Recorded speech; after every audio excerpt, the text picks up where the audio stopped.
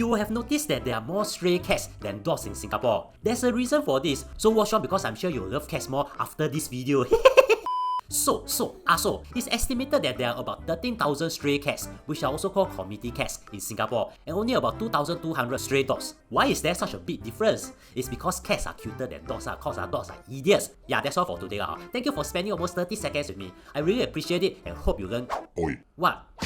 Hey, what Puff Ma?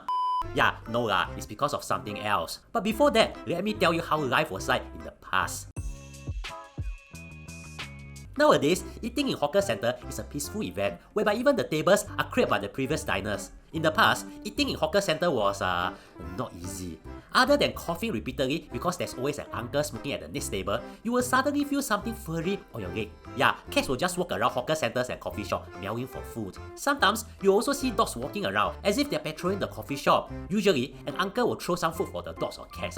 And when they did that, the dogs or cats will sometimes follow the uncle to wherever he goes. Because to the dogs, he has become their god, and to the cats, they have become their gods. In other words, it was very, very common to see cats and dogs in Singapore, kind of like some parts of modern Malaysia. But why? You see, when people in Singapore will move from kampung to HDB flats, they usually had to abandon their pets. And back then, people had many kinds of pets, from cats, dogs, chicken, or whatever you can think of.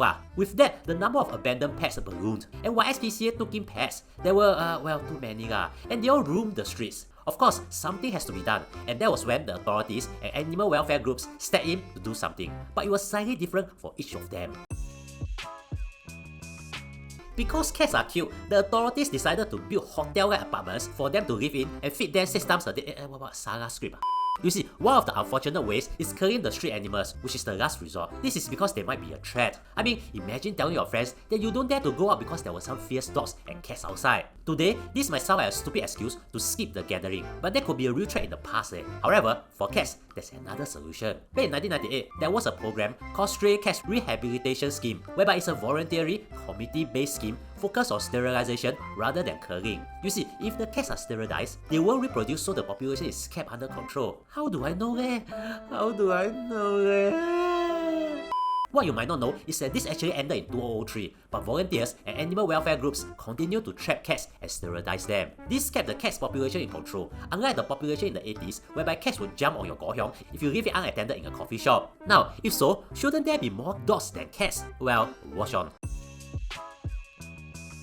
Today's sponsor is Revolut. If you are going overseas, you should register for Revolut first. It's an all-in-one financial app designed to make your travels less stressful. It's a multi-currency e-wallet with a debit card, so you can spend like a local with great exchange rates. If you need cash, you can withdraw at overseas ATMs within your plan limits. It also has eSIM data, so you can buy roaming data right in the app. Get $30 cashback when you sign up using our description link or QR code and stand a chance to win an extra $188. Now, back to the video.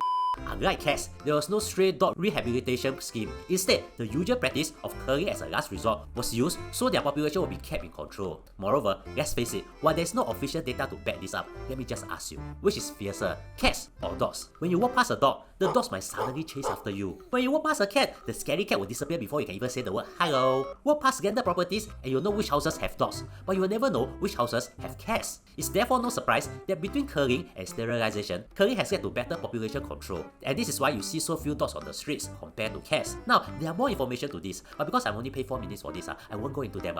You can read more in the links I've provided in the description. However, there's good news.